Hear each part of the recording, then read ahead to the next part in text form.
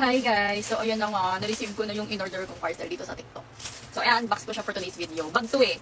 Ganda to guys. Pina-recommend ko to sa inyo. Syempre, ganun to kayo kamahal. Emela, ito siya. So ayan siya. Makikita nyo naman yung pinaka-zipper, yung loob.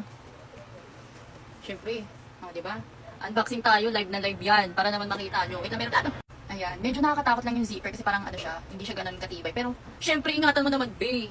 Wala tayo sa mamahaling brand. So, ingatan mo kahit mamahalin pa yan, kahit mura lang yan, ganyan, ibubuhol mo siya ng pagganitez.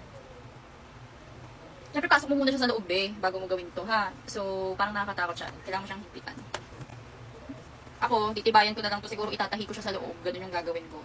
Pause natin, mga te. Ayan na siya, nakaganyan lang siya sa loob. Pero, ayun, ako nga, mas titibayan ko pa to kasi wala akong tiwala, may trust issues ako. Lagyan natin ng laman, tingnan nyo kung maganda ba siya. Kung mas maganda pa ako, ebe. Ang wallet. Pwede rin lagyan ng yellow pad.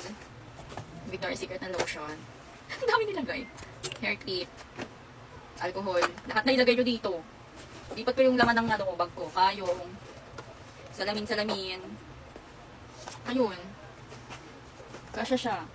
Ang ganda niya mga te. Pwede ito pang school, lalo na sa mga college student like me. I'm a 4th year student na. Ang ganda niya. Ayan mga te.